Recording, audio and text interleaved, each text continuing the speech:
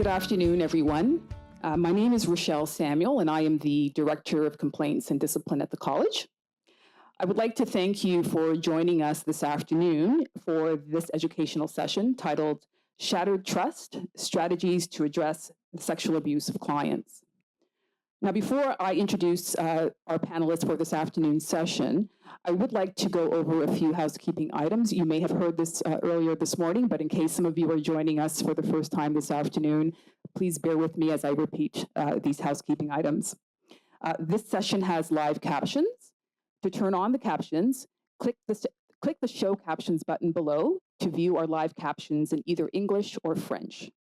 If you require assistance, there is a help section for tech support at the bottom left-hand corner of the screen, and you can click on the help icon to connect with our live support. As a reminder, there will be an opportunity to submit questions at the end of the panel discussion, and you can submit your questions through the chat feature on the right-hand side of the session page on the virtual portal. Sarah Chowdhury, the college's Director of Communications, will be reading out the questions for the presenters to respond. So with that said, let's begin this afternoon's session. I'm very pleased to introduce to you all of our panelists for this afternoon's session. On our panel this afternoon is Maureen Boone, who is to my immediate right, who is the Registrar and CEO of the College of Massage Therapists of Ontario. We are also joined by, beside her, is Sheila McDonald, and Sheila is the Provincial Director for the Ontario Network of Sexual Assault Domestic Violence Treatment Centres in Ontario. Beside Sheila is Laura Hutchinson, and Laura is the Vice President of Barker Hutchinson, a firm that focuses on professional regulation investigations. And rounding out the panel is Christina Van Sickle, who is the Director of Professional Practice here at the college. And you can read the full biographies of the panelists on the virtual portal. So please join me in welcoming our panelists.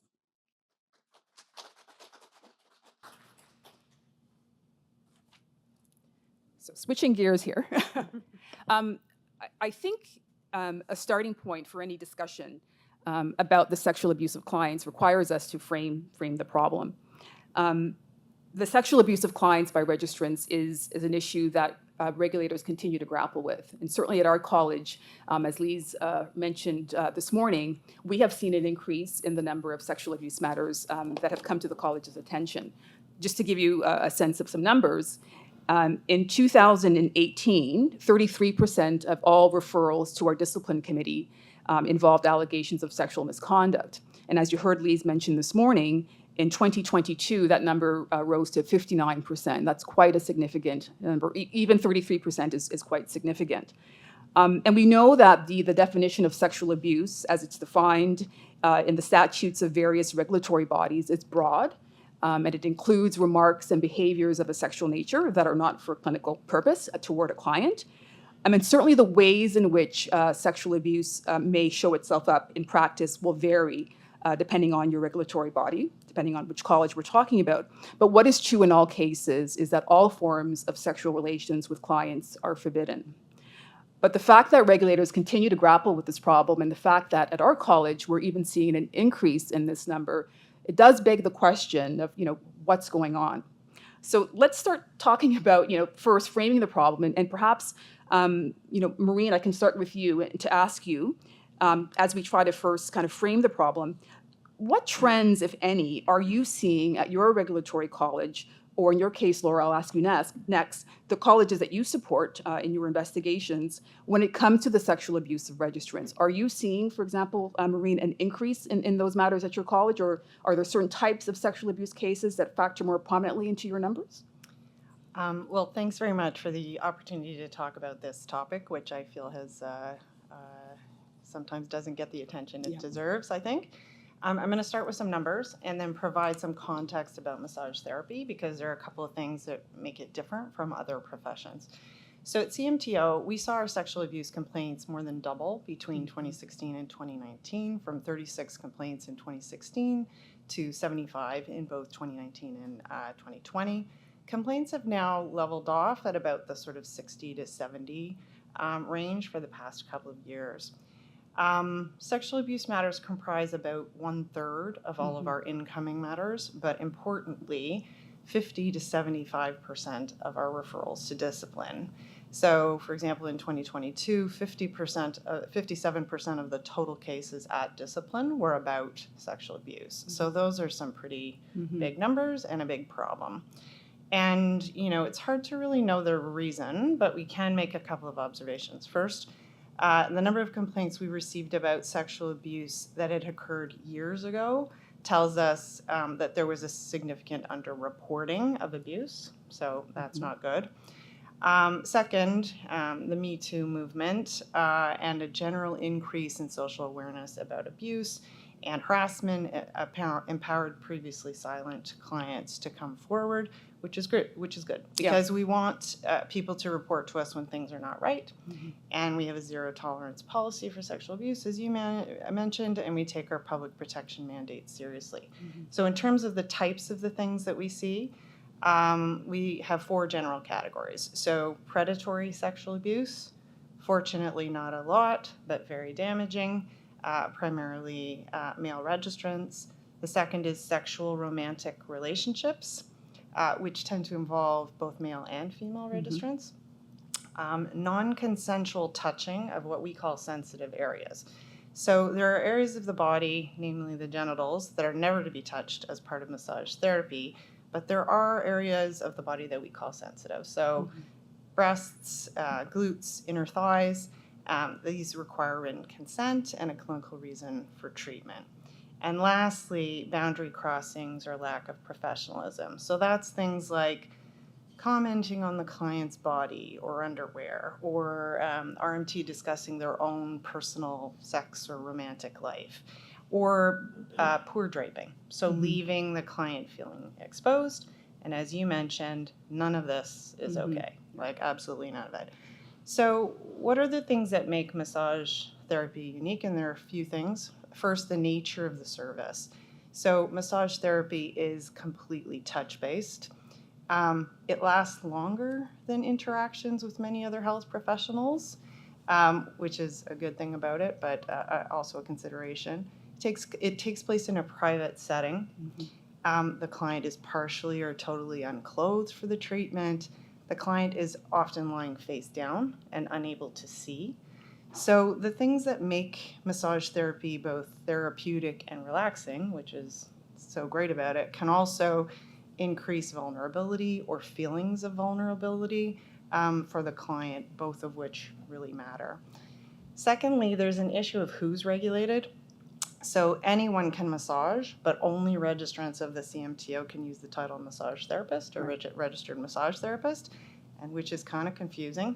And also, it limits our ability to sort of deal with all the massage that's happening out there in the world. And lastly is the social context, which is massage therapy is a clinical activity, but massage without the therapy part has been, and sometimes still is, associated with the provision of sexual services. That means that clients sometimes request sexual services from RMTs in a profession where almost 80% identify as female. So these are some of the things, and of course, thousands and thousands, up to 40,000 treatments of massage therapy happen every day, and everything is fine. But when things are not fine, we want to know about it, and we want to act quickly, and we can talk about that.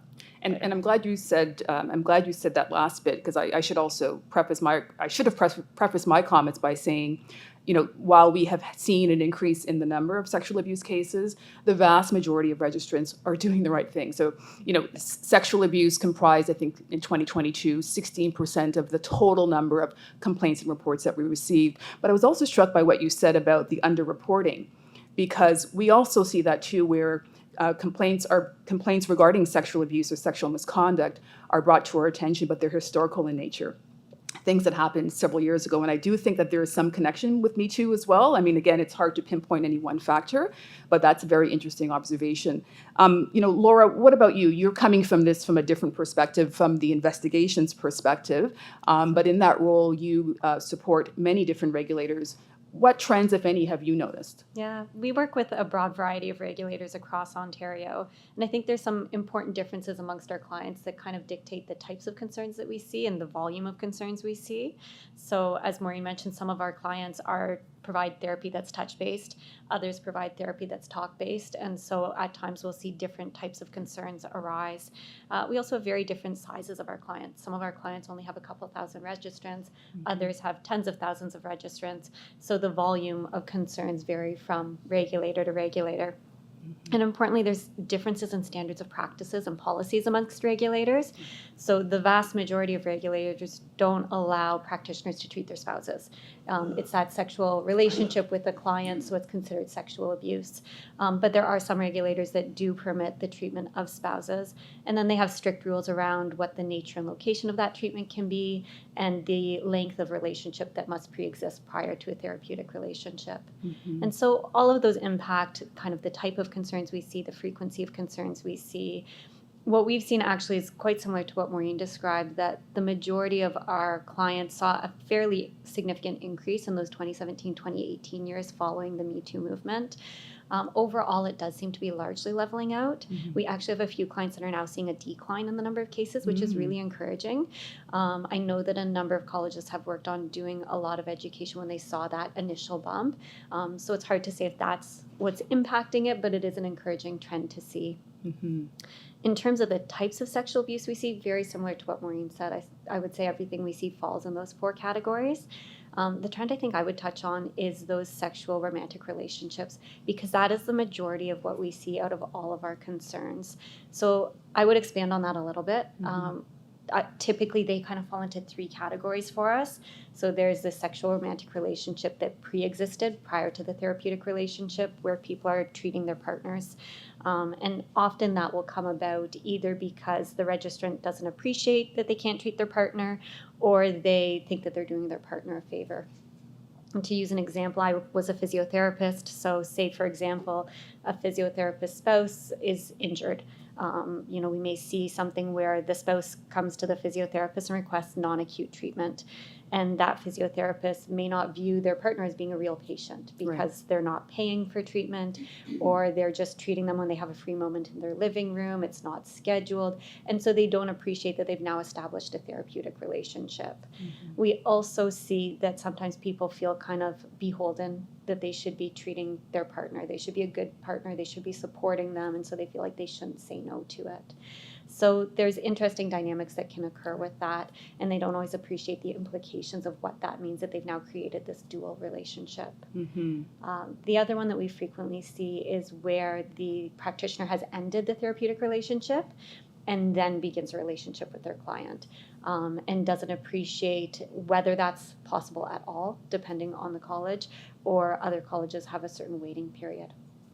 So with our regulated health professionals who are governed under the Regulated Health Professions Act, they have to wait a year before starting any kind of relationship with a client.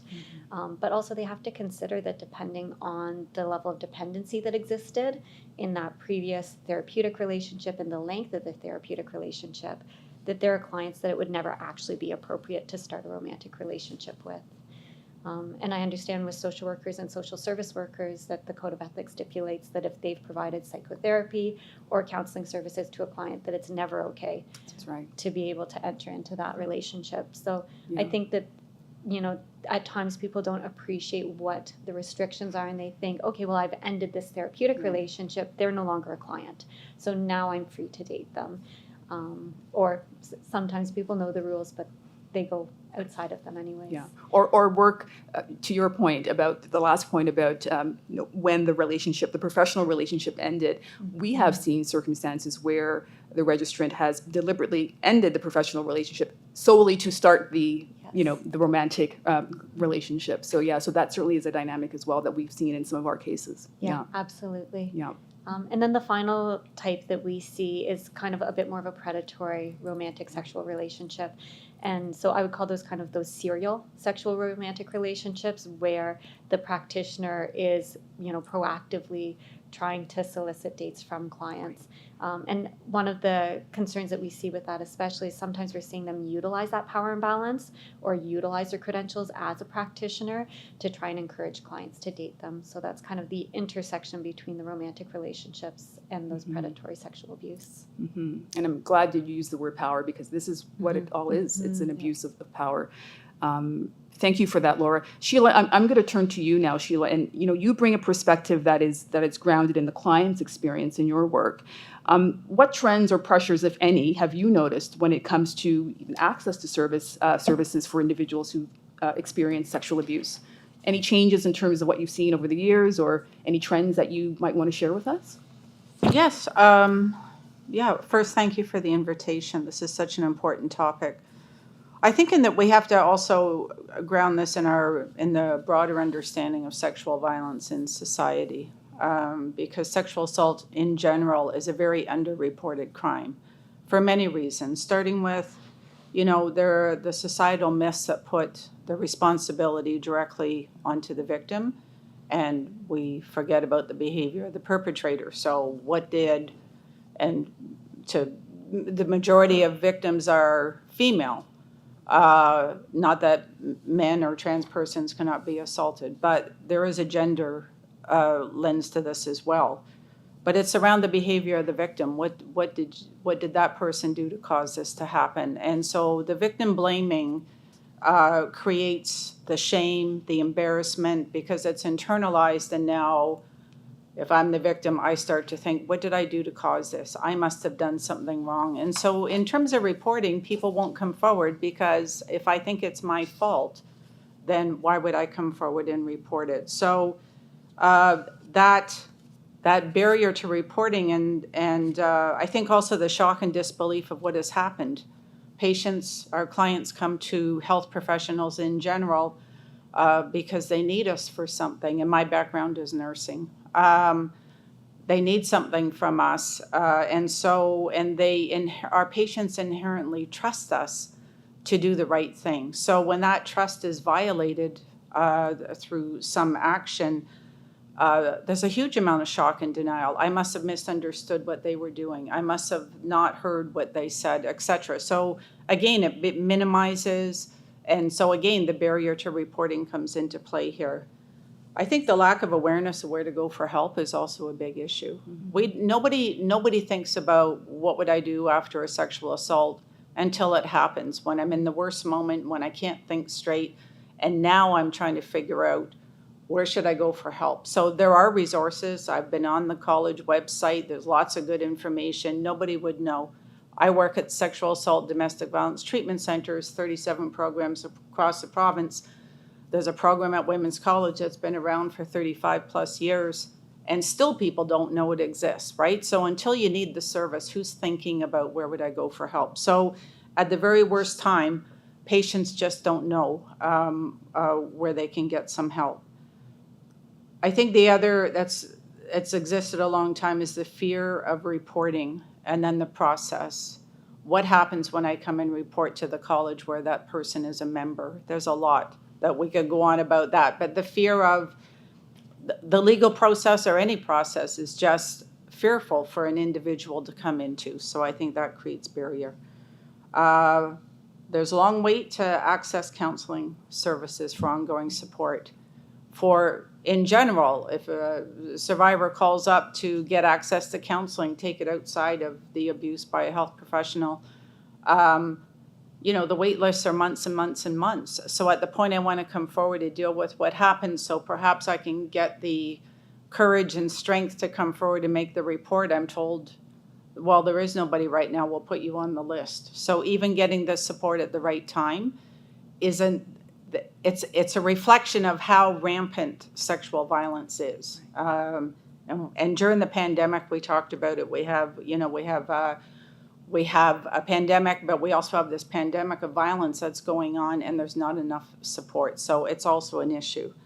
And I think the last issue that's important to address is the lack of legal representation for survivors reporting. Who is going to help me, an individual member of society, and coming forward to an institution, and I'm not being critical of it's all our institutions coming in and having to take on an institution that has lawyers and representation and counsel, and who's helping me? I'm just one person trying to come forward. And I think what that translates, and I can always go to yesterday's news, sure enough, about a teacher that you heard about, that perhaps where it was a student, and it turns out it's not just one student, there's many students. There's 15 women have said the same teacher committed sexual offenses, and the teacher said it was consensual. There is no consent. There's no consensual relationship when there's power and control, power and authority, positions of trust, and that's what you members have with our clients. We are in positions of power, and I don't believe that there is a consensual relationship. Even when the therapeutic intervention is done, I have found out through the course of the intervention, the care I gave my patient, a lot of intimate details, vulnerabilities, etc. How is this a fair and equal relationship even after I close the file? It isn't. So to me, it's like we should not ever engage in romantic relationships with our patients. We have power even after it's over. Mm-hmm. It's a very good point that you've raised there. And you know, as you pointed out, Laura, our standards, prohibit sexual relations between clients and registrants. Like you can never have a relationship when you've provided psychotherapy or counseling, but the 1-year rule kicks in if you provided social service work. But to your point, I think our standards also say, and Christina, you'll check me if I'm wrong, but even if you wait 1 year, you may not still be able to do that, because if it causes harm to the client, and what I'm hearing you say, Sheila, is those relationships, they often do, and registrants should be very mindful about whether they should be engaging in any kind of relationship with the client. You've also given us some things to consider when it comes to why it's challenging for clients to come forward to report. One of the challenges that we face, and Laura, I'm sure that you face this as well when you're conducting investigations, is getting clients to come forward so that the college can investigate the allegations. But I appreciate that's easier said than done, and that there are a number of factors, many of which you just mentioned, which make that very difficult for clients. So thank you for shedding light on that. Christine, I wanted to ask you a similar question as well. Any trends or issues that you're seeing when it comes to the types of consultations that you are seeing in the professional practice department around this topic? Yeah, so just so people are aware, the professional practice department at the college, we respond to over 3,000 inquiries a year, mostly from registrants, but sometimes from employers and sometimes from clients about challenging practice scenarios or ethical dilemmas. We sometimes get calls from registrants who are querying whether or not they need to report one of their colleagues for suspected sexual abuse. That is one of the mandatory reporting obligations at the college, that if you have reasonable ground to suspect that a social worker or social service worker is sexually abused a client, you have to report it to us. But I would say the more common inquiry that we get is around boundaries, and it's a really kind of global topic. But certainly we've noticed this big trend in the past couple of years during the pandemic specifically of people transitioning to virtual practice. And virtual practice, it's very convenient for a variety of different reasons, and even now that the world has opened back up, many people are staying with virtual practice, and oftentimes clients want that as well. But boundaries still very much need to be considered during virtual practice, and it's something that we've had to have a lot of conversations about, because while virtual practice offers you flexibility to conduct your services outside of 9-to-5 working hours, that doesn't mean that you all of a sudden are working with clients around the clock, that you're making yourself available to them at all hours of the day, that you are working outside of your working hours. And so we talk about the fact that registrants need to be very thoughtful and clear about their boundaries and to communicate those very clearly to clients at the outset of practice so that they understand what the limitations and expectations of service are. Because without those conversations, you can get yourself into difficulties with the client not understanding or wanting to have services at times that aren't agreed upon. And that's where we can see the boundary crossing happen. other considerations that our registrants need to look at as well is, are you going to be responding with clients via electronic communication? Sometimes people text just for administrative purposes to arrange the time of their appointments, but are we getting into long sessions, at 11 o'clock at night on a Saturday? Because that's when we start talking about slippery slope situations, right? Are you answering emails in between sessions? And then it gets into a situation, well, what if somebody's emailing you in crisis on a long weekend on a Sunday night? What are you to do with that information, if anything? So again, being very clear about what service is going to look like. And we also talk about as well that what if the client goes into crisis and then all of a sudden shuts their laptop? Well, now what, right? So it's, again, having these considerations about boundaries. And there's been lots of conversations, of course, over the pandemic as well about individuals who are experiencing intimate partner violence at home and how to communicate to them in a safe way. So a lot of conversations about boundaries specifically around virtual practice that people need to be very alive to and very thoughtful about, and to very clearly delineate and outline at the outset of practice what those boundaries are going to be to clients, to set up expectations for them. Because as you will know, Rochelle, you've also seen it from the other side of the coin, that we have seen issues where registrants have certainly not respected those boundaries virtually. And it ends up in Rochelle's department in complaints and discipline for people who are carrying on more of a social relationship that then can sometimes transition to a romantic or abusive relationship virtually as well.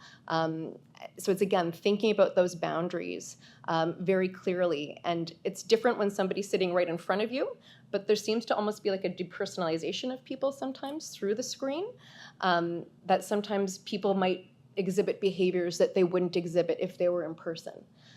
So really encouraging registrants to think clearly about the boundaries of virtual practice, because you can sexually abuse someone virtually very easily. So to be aware of that as well. Yeah, and that's your last comment, Christina, resonates with me, because we have seen cases where sexual abuse, there no physical contact, Yeah.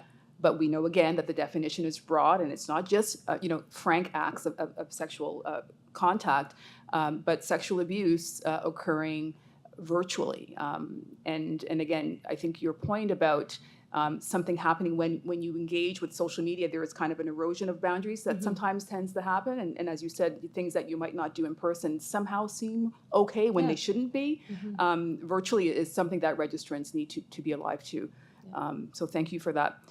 Sheila, I was going to turn to you again, but I think you did answer this question, but I wanted to give you an opportunity if you wanted to add on a bit more. And it's about the reporting of sexual abuse, because again, this is an area that is very challenging at times for the college. In order for us to sometimes get the information that we need to investigate, we need the cooperation of the client, but we also need to be mindful of how difficult that is for a client to come forward.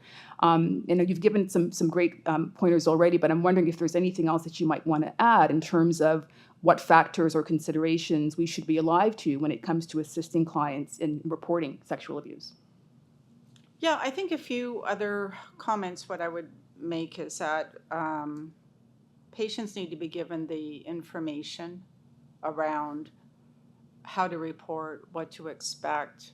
But up front, I don't know how visible it is in all our work environments, and now that we have virtual, what are patients told at the start of the session? Should there not be like, here to lay it out front? This is what you can expect from me. This is the expectation from you. This is what sexual abuse means. It's not there. I mean, that's why so many patients question what just happened here. It should be visible. And I don't think it's posted all over our work environments, or, you have to search for it. And again, who's looking on this issue, right? Because nobody's expecting it. So I think if we had more information up front, we'd have less of the querying about what to do next. I do know from going on the website, I presume Dr. Gallup is still a resource if somebody does come forward. And I think that's really great. But I still think a couple things need to be in place, and I can't, from what I looked at, be sure of.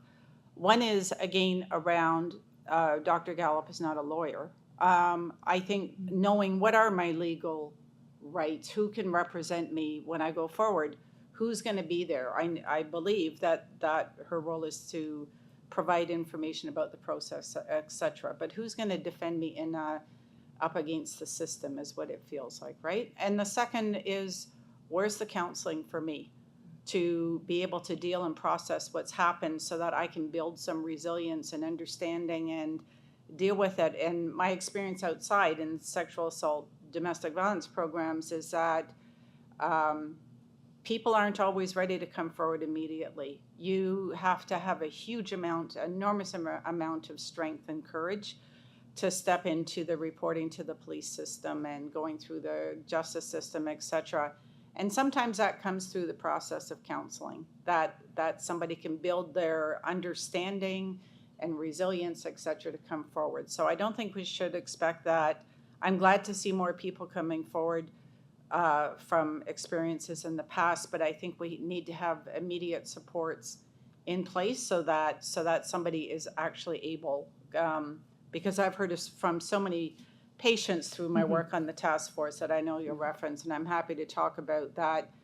Patients just felt completely alone and daunted by the system. So I think we need to have way better supports in place for people when they actually take that step forward. And we can't force them to, that the experience, they're the ones that it's the patient is going to have to be, is the one who's living through all the outcomes, not us. So we can support, provide information. My true belief is that no patient ever wants it to happen to someone else. We need to make the system so that it's conducive to coming forward and people feel safe and secure in that process. Right, thank you for that.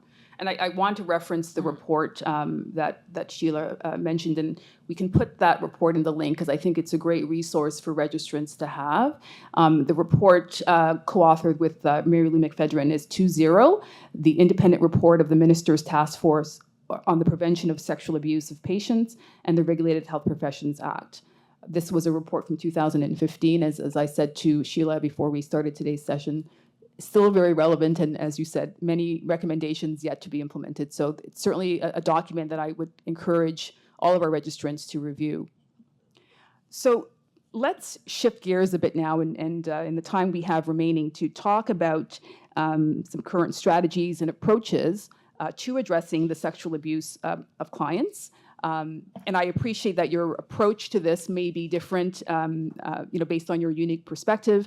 But I'm wondering if each of you can comment on a high level on what actions or approaches are taken at your organization or college with respect to addressing the sexual abuse of clients. And maybe, Laura, I'll start with you first on this one. Again, you bring a unique perspective coming from the investigator point of view. I'm wondering if you could share your thoughts on that. Yeah, absolutely. So at Parker Hutchinson, we unfortunately can't have much of an impact on decreasing the rates of sexual abuse for clients because our role is more to investigate what it is that happens. But I want to touch a little bit on what Sheila was mentioning there, because one of the things that we view our role as being as when the process begins, to make sure that the complainant understands what the process is, what they can expect from it, what our role in the process is. We find that it can be helpful for them to understand that we're a neutral third party that's hired by the college, and to understand that the college's mandate is public protection, because it can feel absolutely daunting, like they're up against an institution. And as we've spoken about other times, sometimes to a complainant, it feels like, oh, well, the college must be there to protect the registrants.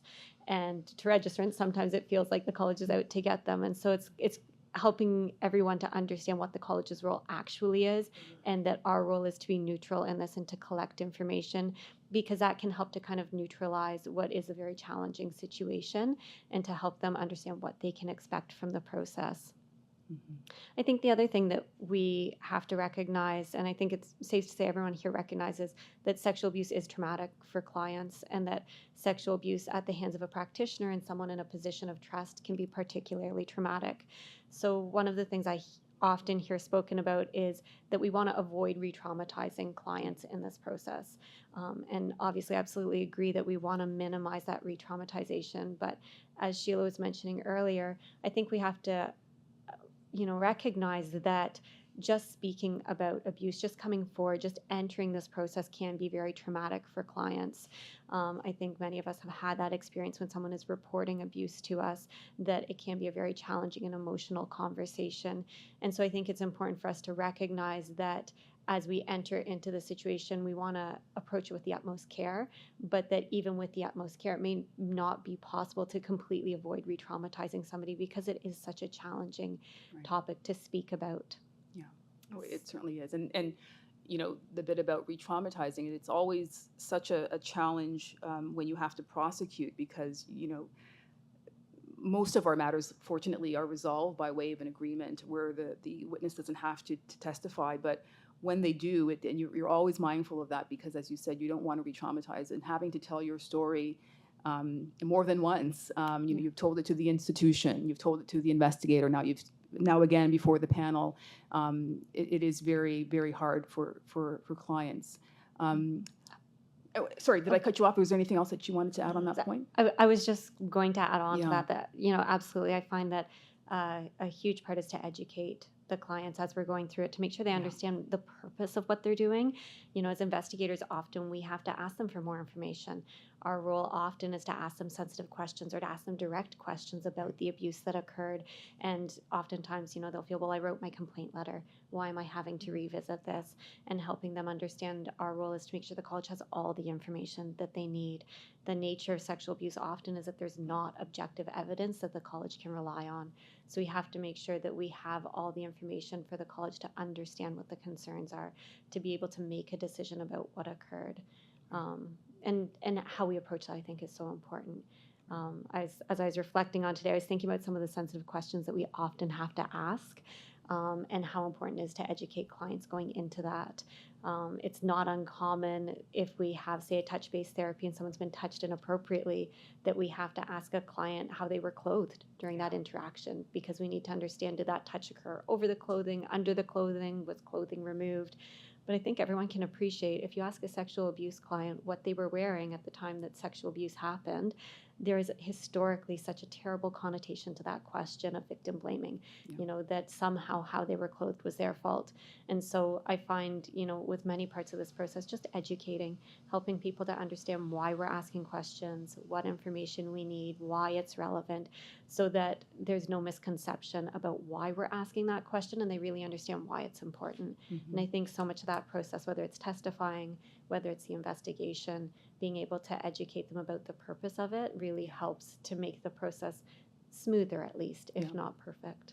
And keeping the client informed every step of the way. One of the things we do at our college, even where the client is not required to testify, if we have an agreement, that client is informed of everything that's going on, and they're invited if they wish to participate in the hearing as well. And having the information, again, as you pointed out, also empowers clients. And I think what we're talking about here as well is, you know, the education piece. It's not just registrants, which of course need to be educated as well, but we also need to be educating clients as well, so they can feel empowered to be able to identify, hey, you know, this is not right.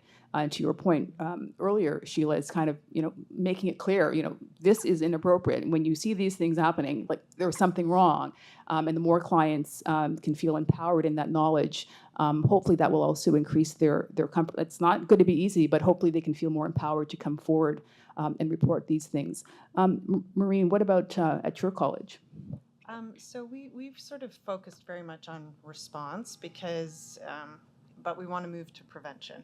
That's our sort of ambition in our strategic plan, which is, but in terms of response, like our goal is to take action as quickly as we can on sexual abuse when it's received and when we receive that information. So investigations and supporting the complainants, we provide funding for therapy, and, you know, using the tools at our disposal under the RHPA. We know that timelines really are an aggravator for clients. Like having processes drag on a long time is a huge problem. So we do what we can to move quickly on these things. Are we always successful? Not always, but that's always our objective. It can be particularly challenging when there are dual processes, when a registrant is charged criminally. Right. And we are also dealing with an investigation, which is a challenge both for the organization and for the client, quite frankly. But I mean, ultimately, and where appropriate, registrants can be removed from practice, right? And this can happen in a couple of ways. So similar to what you're talking about, negotiating undertakings to resign and never reapply.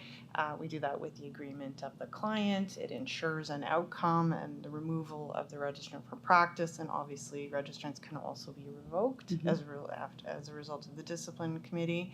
And this really helps achieve that objective of, first of all, not being allowed to use the title anymore, but also preventing further sexual abuse of clients by the registrant.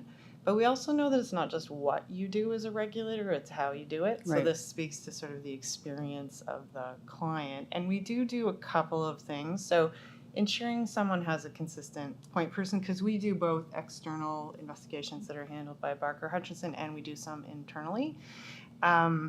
Making sure that everyone has trauma-informed training, not using the registrant's name, not respecting the client's preferences about use of language, about use of terms like victim, for example, limiting the number of times the story has to be told, and then some things during the hearing. So making sure that the client does have a third-party lawyer if the registrant is self-represented, so that they are not cross-examined by the registrant.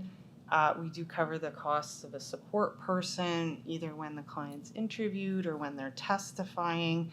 And then some little things, like being able to, when we were doing in-person hearings, being able to testify behind a screen. But now that we do most of our hearings remotely, it's about arranging the client's view so that they only see the people that they want to see and they don't see the person that they don't want to see, which is a little thing, but it's also, it's kind of important. Yeah. And then, moving on to prevention, like we really are trying to get there, and this is going to be something that we're working on, and we hope that we can work with other organizations like yours. And we try and work at the educational level, working with students. One of the things that's unique about massage therapy is that although accreditation of education is strongly recommended, it's not required. So some of our levers are a bit limited. We do vulnerable sector criminal checks as part of our protection. And of course, we have standards of practice that relate to sexual abuse, so boundaries, draping, all of that kind of thing. So we're really hoping to look to do more of that in the future as part of our strategic plan, and hopefully we can continue this conversation. Absolutely. And, I should have prefaced my opening comments by saying, this title is, strategies to address. And, we were talking earlier and saying, there isn't a magic pill, but there are strategies that we're trying to use, and education being one of them and many others, to try to address the problem. It isn't a simple solution to this problem, but it is one that many regulators are actively working on. And certainly at our college, as Lee's referenced, with our sexual abuse mitigation plan, it is something that we are committed to working on to get to a point where we can hopefully say we've prevented, acts of sexual misconduct occurring. Sheila, can I turn to you and ask a similar question? What your thoughts are on that? Yeah. I think one of the challenges is there's a little bit of a lot going on, and it's been over a very long period of time, and yet there's still increased reporting, right? That just horrifies all of us, I'm sure, that, what's it going to take to prevent this from happening to patients? So I guess a couple things I think is one, I believe there should be mandatory education through the colleges. When I go to renew my license and pay whatever it is I pay to be a nurse, I should be required to complete whatever the training is to make it clear, to remind me of my responsibilities, professionalism, what boundaries to be crossed. Everybody should have to do it. There should never be, I didn't know I couldn't engage in a relationship with my patients. We have to, that's not an excuse anymore. So we can all set up mechanisms so that everybody gets education about what it means. And I think to our patients, sometimes I think, I'm sure that there are circumstances we don't inform our patients clear enough around what to expect during exams even. And I think that there are patients who get very confused around, I went to the hospital for this and I don't know why they did, because we don't tell. I mean, we're in a hurry. We're health professionals in a hurry. We have a lot to do, et cetera. And I think sometimes we're also not. So patients' perception, something awful just happened. It may be, but also maybe we're not giving clear enough explanations. But I also think patients' rights, again, I said it earlier, patients should know upfront what to expect and be very clear. I think the public is becoming wiser, smarter, more educated, wants to be more informed instead of what it was many years ago, where perhaps being more passive in receiving care. They want to be an active participant, and we promote it. And so I think from both sides, I think that might help in some way. But I think the other thing is the accountability. There shouldn't be in sexual abuse cases any negotiation down to a lesser charge. If you're charged with to a professional misconduct, something where you go to retraining, or I know that there were during the course of the task force posting of gender restrictions in providing care. No, we need to hold perpetrators of abuse accountable, because similar to the teacher from yesterday, there are multiple victims. There are perpetrators that, however they do it over and over again. And so I think the vast majority of health professionals, social workers, we all do a really great job with high ethics and et cetera. And there's a small percentage that are causing a lot of harm, and we need to weed them out. So even, to take a step back, who are we? How are we engaging and getting people into healthcare? And what do we ask in the interview into nursing school and et cetera around maybe, I don't think it's been figured out yet, but I think we have to look at who's coming into it, because just knowing the type of power and control that we have over our patients in whatever profession that we're in, that's a major, and we often do our work on our own. Like, who's gonna see what I'm doing with my patients? So I think we have to be very proactive, yes, in supporting after, but what can we do to stop it? Because it's not being reduced, right? That's not what I'm hearing either. And, it's been going on for a very long time. So I think strategies like that is just something else I think about. Great. Thank you so much. Christina. Yeah. So as we've heard about today, the college is working on a sexual abuse mitigation strategy. And part of the short-term deliverables of that strategy are happening today, right now, that we've noticed that the focus of Ahmed is a little bit different, this presentation, for example. So certainly we are working on those short-term deliverables. People will have also noticed, perhaps on your continuing competence program this year, that there's required readings that relate to the prevention of sexual abuse as well. We've also just released a practice note, also called Shattered Trust, that relates to how to prevent sexual abuse of clients. In those practice notes as well, I think it's important to flag some of the reflections that we talk about, because similar to what was been discussed, I think we need to be having these conversations with our colleagues, with our supervisors, with our managers, with our clients, and registrants really need to be checking themselves as well. So thinking about, are you ever putting your own needs before a client's? Do you ever feel uncomfortable disclosing aspects of your practice or conduct with clients to your colleagues? That's a big red flag. If you don't want to tell people, what the work that you're doing with clients, or when you're meeting them or when you're talking to them.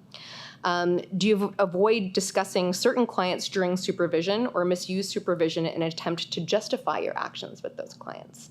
Again, another flag. If there's clients that you're purposely avoiding talking about in supervisory sessions, that's something to look at. Have you stopped documenting your interactions with certain clients, or are you documenting minimally? Or have you asked a client to keep any secrets? Right? Really big flags that people need to be considering and looking at.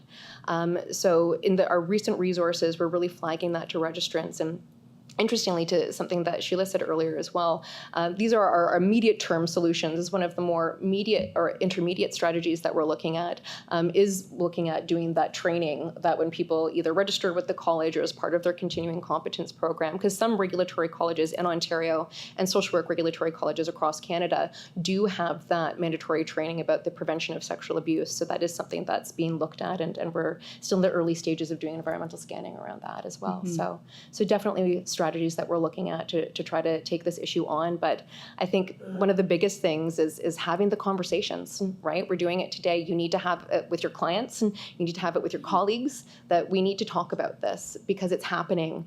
And I think we know that the vast majority of us are appalled and disgusted by it. We want to protect clients because we got into this work to help people. And we know that sexual abuse hurts people. So yeah, I don't know if there's more that you wanted to add from the college strategy. Yeah, and I was just going to also add, that we adopt a policy of mandatory revocation. Our legislation does not have that baked in like the RHPA, but we have adopted a policy of mandatory revocation for sexual abuse that mirrors that of the RHPA colleges to send a very strong message to registrants that this behavior will not be tolerated. But I also think what you've said, Christina, in terms of the flags, and it's just as you're saying this, I'm thinking about investigations and cases that we've seen, and I will say this, that when it comes to sexual abuse, kind of hand in hand, what goes hand in hand with that is documentation, because as you said, if there's sexual abuse, I can guarantee you the documentation is not good. I can guarantee you that there is going to be a lot of spotty document. That's what we've seen, and again, that's a big flag if you're not documenting. So I think a large piece of this is for registrants to be vigilant and remain vigilant and reflect constantly. And I think the session this afternoon on boundary violations, we'll talk more about that. And I think that will be a great segue from this presentation. But I think it's important that registrants remain vigilant at all times and recognizing those signs and recognizing as well, I think, if there are things going on in the registrant's personal life that might have the potential to impact the way they interact with the client, they need to be alive to that and to consult as necessary to ensure that they don't end up crossing boundary lines, which can lead into more serious acts, sexual misconduct. Yeah. So thank you for that. We're nearing the finish line, but I wanted to kind of give the last word to the client. And Sheila, I'm going back to you because, and again, I really do want to stress Sheila's report because, as she indicated, there are a number of recommendations in there, and many have not been implemented. But I think there are opportunities for us to look at that and to see where there are some inroads and where there are some opportunities for us to make an impact in really addressing this problem in a way that is meaningful. And again, there aren't any quick fixes, but I think there are a lot of things in that report that social workers and social service workers should be alert to as they practice. And to close out the session today, Sheila, you've heard from countless clients, and in the report, there are some heartbreaking accounts from clients who have shared their experience. And I'm wondering if you could kind of leave registrants with an understanding of the far-reaching impact and the harm caused by the sexual abuse of clients by regulated professionals. Wondering if you can maybe share some insights and the client's perspective as we round out the session this afternoon. Yeah, I have to say, maybe being a member of the task force led by Mary Lou, it was somewhat eye-opening and awfully heartbreaking as we traveled around the province and tried our best to meet with patients and organizations, etc. I think two messages I'll say. One is, it is always our responsibility to maintain the boundaries in the relationship with our patients, and I don't care what the patient does. In terms of, there's never an excuse to say, well, the patient hit on me, so, we're going to have they want a relationship, it's consensual. We set the boundaries. We're the professionals. Our patients are vulnerable, they're afraid, they're hurt, they need us, they need our support and professionalism. So again, I just want to say, there is never an excuse from the professional to allow this to happen. It's up to us to maintain the space so our patients get what they came for, right, in terms of safety and trust. Probably the message that I found most heartbreaking was from the patients who, following being sexually abused, never ever came back to healthcare. So, their trust, the lack of trust in the system, the lack of trust in even, if you think about somebody who's been sexually abused by, it doesn't matter what professional in the community, and word gets around, I tell my nursing colleagues about this patient, watch out for them. If I need healthcare, where do I go? If the perception now within the small is that this patient is a problem, now I have no access to healthcare, right? Patients who they just simply didn't have options because of how they were treated. But second, they weren't able to come forward. So because of the fears and just the experiences that they had. And so as they developed medical, psychological, needed support, et cetera, they just got sicker. And because somebody in one of our professions didn't maintain the boundaries, that's the ultimate impact to me. People they die too soon because they never came forward to get treated for the cancer, for the heart disease, for whatever the issue is, because they're too afraid of the system. That's why there needs to be urgency. The first report from the task force came out like 30 years ago or something. So we're not implementing quick enough, I think, the public has lost trust, I think, in what's happened in terms of how issues are addressed. So I think there are 34 recommendations. I know I'm not naive enough to think they'll all be implemented, but I think we certainly have to look again and see what can we do to make so that we can get this issue addressed, and because it's life altering, right? That when our patients don't feel safe anymore in the system. Mm-hmm. And it impacts not only that client, but as I read in the report, the client's family, and it's far-reaching. It's very far-reaching. Very far-reaching. Yeah. Oh, well, there's so much more we could have said on this topic, but I think we'll leave it here for now in the interest of time. I want to thank all of our panelists for sharing their insights on this very difficult topic, for which there are no easy fixes. We know that. But what is clear, I think, is that it is imperative for registrants to remain vigilant in their practice, to be aware of the signs and the factors that might lead them down the path of committing acts of professional misconduct in relation to sexual abuse.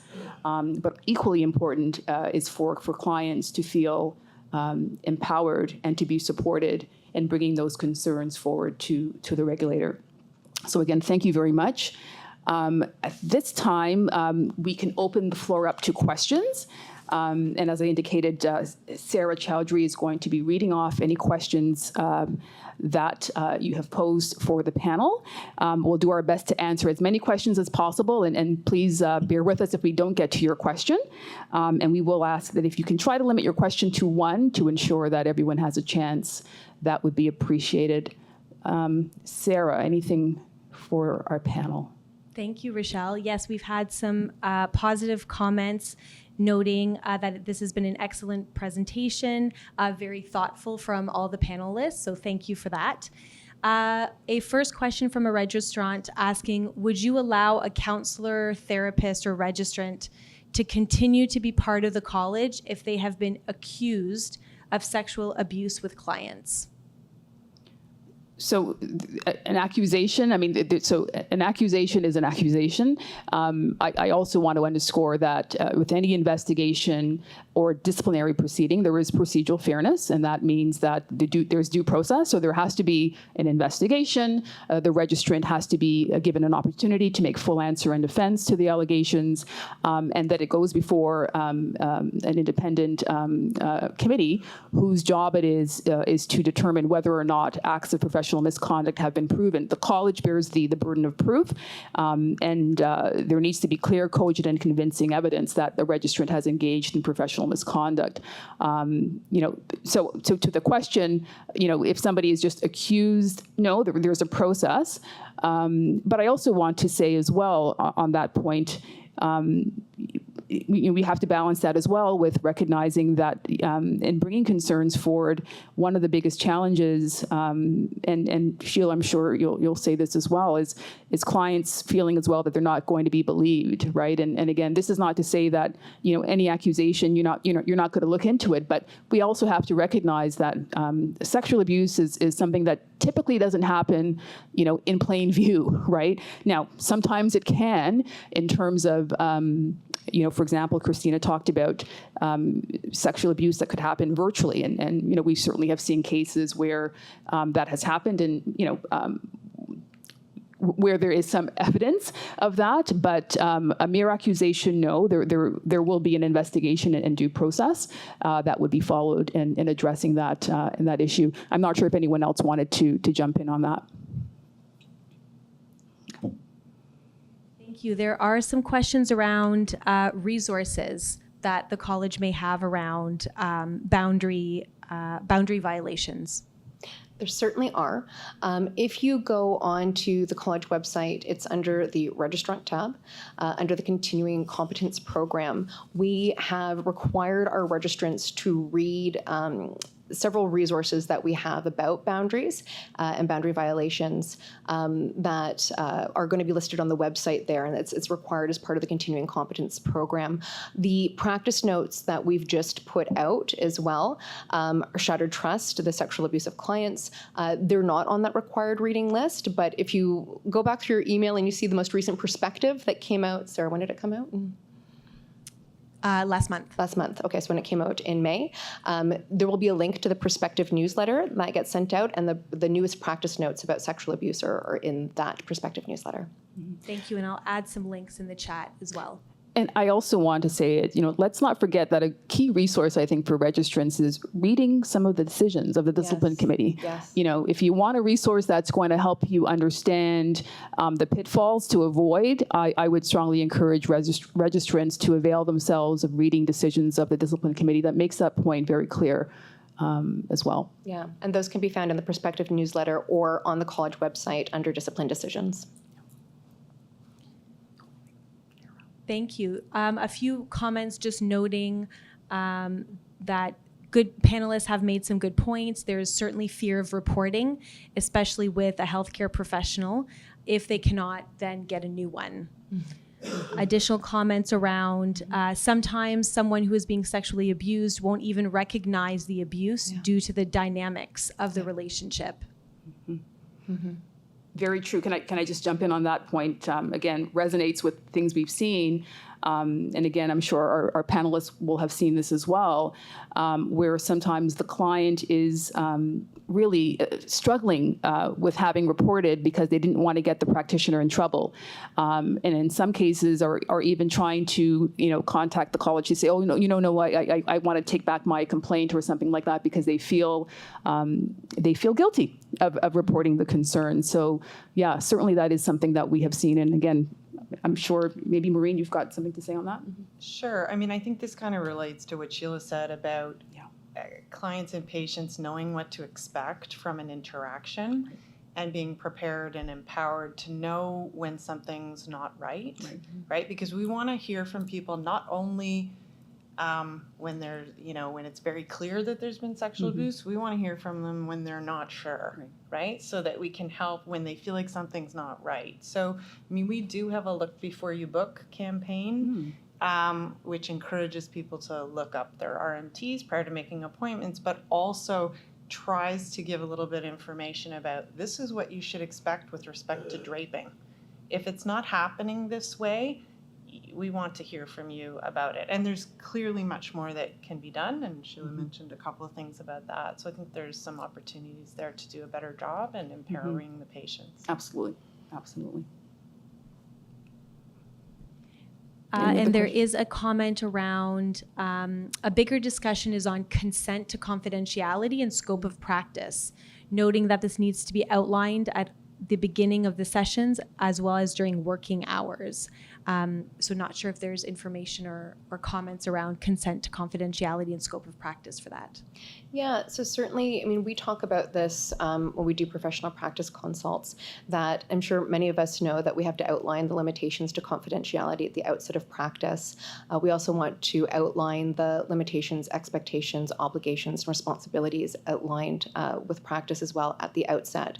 And something that I've been having conversations with registrants about recently as well is it's really important not just to have this conversation at the outset, but have it at the outset and have it often. It's always a good idea to repeat these conversations. It's always a good idea to remind clients about their rights, the expectations, the limitations of practice. We all know that when we first meet with somebody, it can be pretty overwhelming, right? That they're getting a lot of information. They've made the decision to come and see a healthcare professional or a counselor or a social worker or a social service worker, and they had to go through a lot probably just to get in the door.